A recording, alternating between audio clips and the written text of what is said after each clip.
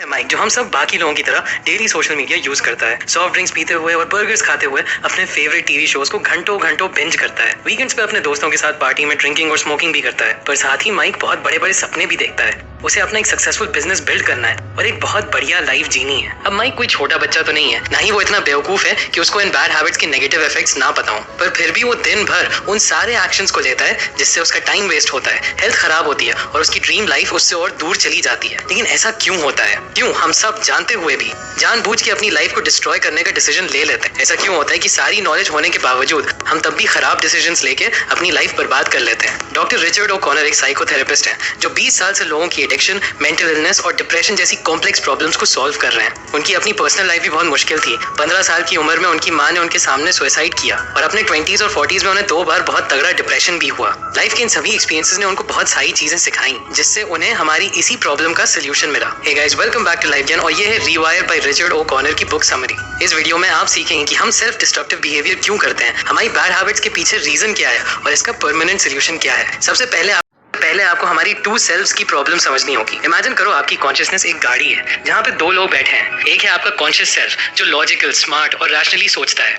और वहीं दूसरा है आपका ऑटोमेटिक सेल्फ जो बिल्कुल भी रैशनली नहीं सोचता है, ना ही स्मार्ट है ना ही लॉजिकल है, जो बहुत ज्यादा इमोशंस के ऊपर बेस्ड, वो बिना कुछ सोचे समझे बस अपने मन की करना चाहता है। अब यूजुअली हमें लगता है कि हमारा कॉन्शियस सेल्फ ही इंचार्ज है, वही है जो कार को ड्राइव कर रहा है और ऑटोमेटिक सेल्फ तो बस पैसेंजर सीट पे बैठा हुआ है। लेकिन ज्यादातर लोगों के लिए रियलिटी एक्चुअली उल्टी है। साइकोलॉजिस्ट ने काफी स्टडीज में ये डिस्कवर किया है कि एक्चुअली में हमारा ऑटोमेटिक सेल्फ इंचार्ज होता है, वही है जो इस कार को ड्राइव कर रहा है। हमारा कॉन्शियस सेल्फ तो बस पीछे बैठ के रास्ते को नोट करता है कि हम कहाँ जा रहे हैं और क्या कर रहे हैं। वो देखता रहता है कि कौन सा रास्ता सही है और कौन सा गलत है, लेकिन वो ड्राइवर सीट में नहीं है। फॉर एग्जाम्पल, आपका ऑटोमेटिक सेल्फ मार्केट में जाके माइंडलेसली शॉपिंग करता है, उसका जो मन करता है वो शॉपिंग बैग में डाल लेता है। वही है आपका कॉन्शियस सेल्फ जो बस नोटिस कर रहा होता है, हिसाब कर रहा होता है, थोड़ा बहुत इंटरफियर करने की कोशिश करता है, थोड़ा बार्गेन करता है, लेकिन इंचार्ज आपका ऑटोमेटिक सेल्फ ही रहता है। और यही सबसे इंपॉर्टेंट सवाल है जिसका जवाब हम सब लोग जानना चाहते हैं कि हम लोग क्यों नहीं उस काम को कर पाते हैं जो हमें पता है कि हमें करना चाहिए, जो हमारे लिए सच में अच्छा है। मेन रीजन ये है कि हम वो काम नहीं कर पाते क्योंकि हमारा ऑटोमेटिक सेल्फ इंचार्ज है। अगर ऑटोमेटिक सेल्फ का मन नहीं करेगा तो आपका काम नहीं होगा। अब इस सिंपल सी बात को साइंटिफिक, स्पिरिचुअल, लॉजिकल तरीके से घुमा फिरा के हम जैसे भी समझ लें, मतलब सिर्फ एक ही है। अल्टीमेटली आप डिसीजंस अपने इमोशन से ही लेते हैं। हम इंसान लॉजिकल से ज्यादा इमोशनल होते हैं। सेल्फ कंट्रोल एक इमोशनल प्रॉब्लम है और इसी तरीके से लेजीनेस और प्रोक्रास्टिनेशन भी इमोशनल प्रॉब्लम्स हैं। और इमोशनल प्रॉब्लम्स को सॉल्व करने के लिए हमें इमोशनल सॉल्यूशंस ढूंढने होंगे। तो यही है दूसरा बड़ा आइडिया कि अगर आपको अपने ऑटोमेटिक सेल्फ का बिहेवियर चेंज करना है तो आपको अपने आप को एक इमोशनल रीजन देना होगा चेंज करने के लिए। 2012 का आईपीएल का सीजन विराट कोहली के लिए बहुत खराब गया। उनकी परफॉर्मेंस बहुत अच्छी नहीं थी। वो मैच के बाद जब ड्रेसिंग रूम में आए, उन्होंने एक शावर लिया और खुद को मिरर में देखा तो उन्होंने नोटिस किया कि उनका पेट निकल आया था। उन्होंने कहा कि जब वो फील्ड में जाते थे तो ऑपोजिशन टीम वाले उन्हें वो रिस्पेक्ट नहीं देते थे। जब भी वो बैटिंग करने आते थे तो ऑपोजिशन को लगता था कि ये बस एक एवरेज प्लेयर है, इसे कुछ होगा नहीं, इसे बस खेलने दो, ये हमें कुछ नुकसान नहीं पहुंचाएगा। वो हार्मलेस दिखते थे। ये चीज विराट को बहुत परेशान करती थी। वो ऑलरेडी इंडिया के one of the best players बन चुके थे, बट दुनिया के सबसे बेस्ट प्लेयर बनना अभी उनके लिए बाकी था। तो उन्हें अपने आप को चेंज करना था और अपना फिजिक और एथलेटिसिज्म इंप्रूव करना था। इसके पीछे उन्होंने एक बहुत स्ट्रॉन्ग वाई अटैच किया। वो चाहते थे कि जब वो फील्ड पे उतरे तो सामने वाली टीम की नजरों में उनके लिए रिस्पेक्ट हो। ऑपोजिशन को ऐसा ना लगे कि वही कोई भी प्लेयर है, बल्कि सामने वाले को लगे कि इस आदमी को आउट करना पड़ेगा वरना हम हार जाएंगे।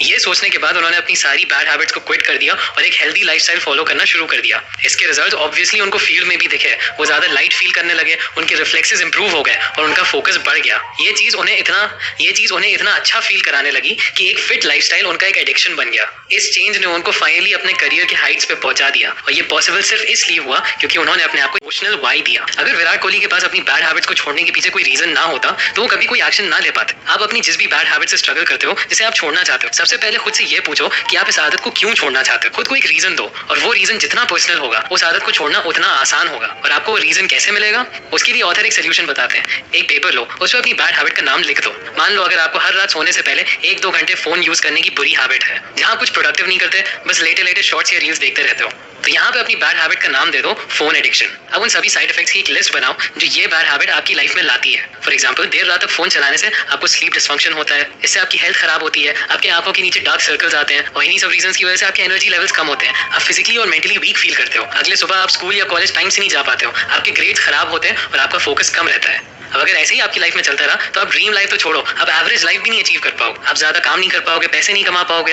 हो सकता है लोग आपसे बात करना छोड़ दें, हो सकता है लोग आपको फेलियर समझने लगे, जो आप बिल्कुल नहीं चाहते। इतना लिखने के बाद अपने फोन एडिक्शन की हेडिंग को काट के लिखो, I am not a failure. अपने आप को एक स्ट्रॉन्ग रीजन देने से आप सिर्फ मोटिवेटेड ही फील नहीं करोगे, बल्कि आपके अंदर से अपनी लाइफ का कंट्रोल वापस लाने के लिए एक बर्निंग डिजायर पैदा हो जाएगा। ये आपकी बैड हैबिट को जड़ से खत्म करने के लिए बहुत पावरफुल इंस्पिरेशन बन जाएगा। लेकिन ये करने के बाद भी एक ऐसी चीज है जो आपकी जर्नी को बहुत मुश्किल बना सकती है, और वो है the problem of instant gratification. हम इंसान कोई भी ग्रेटिफिकेशन को डिले करने के लिए इवॉल्व नहीं हुए हैं, बल्कि हम लोग उन चीजों को प्रायोरिटी देते हैं जिससे हमें इंस्टेंट पॉजिटिव फीलिंग्स मिले।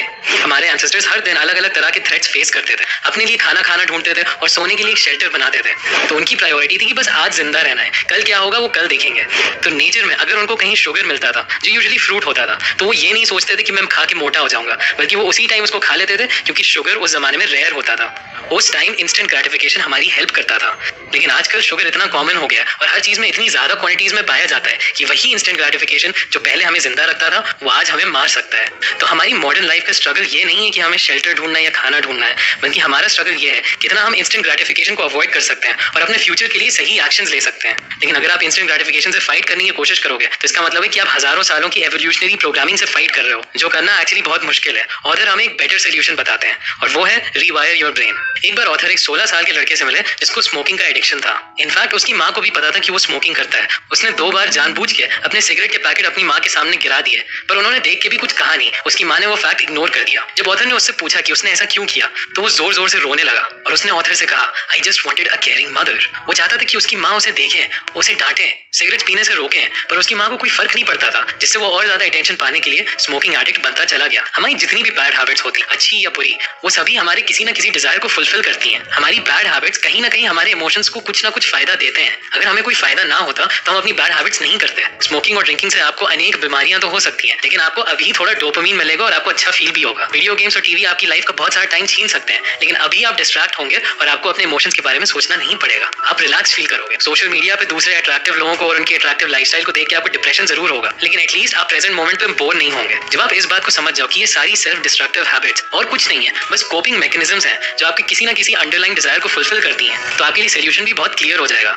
आपको सिर्फ इन डिजायर्स को फुलफिल करना है किसी और तरीके से जो और हेल्दी हो आपके लिए, और आपका ब्रेन ऑटोमेटिकली रीवायर होना शुरू हो जाएगा। अगर कोई स्मोकिंग करता है स्ट्रेस दूर करने के लिए, तो वहीं वो मेडिटेशन कर सकता है एक्चुअली में स्ट्रेस कम करने के लिए। अगर कोई टीवी या वीडियो गेम से अपना बोर्डम खत्म कर सकता है, तो वहीं वो कुछ नया सीख के, कोई बुक पढ़ के या स्पोर्ट्स खेल के एंटरटेनमेंट ला सकता है अपनी लाइफ। जहाँ कोई सेल्फ अप्रूवल के लिए सोशल मीडिया पे सेल्फीज पोस्ट करता है, वहीं वो रियल लाइफ में सोशलाइज करके नए फ्रेंड्स बना के और इंसानों से सच में कनेक्ट कर सकता है। आप बेसिकली अपनी अंडरलाइंग इमोशनल प्रॉब्लम को एक नया सोल्यूशन देते हो। इसे इफ देन स्ट्रेटजी बोला जाता है, जिसे साइकोलॉजिस्ट पीटर गॉलवेट्जर ने डेवलप किया था। उनकी रिसर्च से ये साबित हुआ कि आप ये इफ देन स्ट्रेटजी यूज करके किसी भी बैड हैबिट को छोड़ने के अपने चांसेस 2 गुना बढ़ा सकते। आपकी प्रॉब्लम सेम रहेंगी, लेकिन सोल्यूशंस अलग होंगे।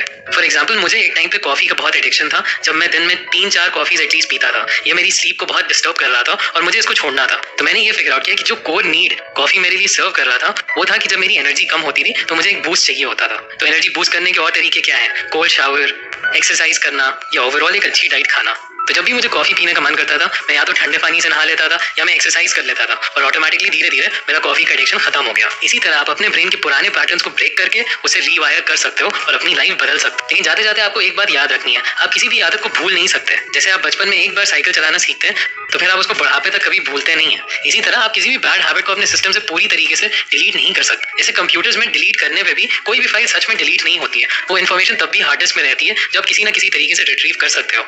एक्चुअली में कंप्यूटर से चीजें तभी डिलीट होती हैं जब उसके ऊपर कोई और फाइल ओवरराइट हो जाए। इसी तरीके से आपकी बैड हैबिट्स भी तभी असलियत में डिलीट होती हैं जब उनके ऊपर कोई अच्छी हैबिट ओवरराइट हो जाए। सोक्रेटिस कहते हैं, the secret of change is to focus all your energy not on fighting the old but on building the new. अभी के लिए बस इतना ही। जरूर मुझे कमेंट्स में बताइएगा कि आप अपनी कौन सी हैबिट को रीवायर करना चाहते हैं।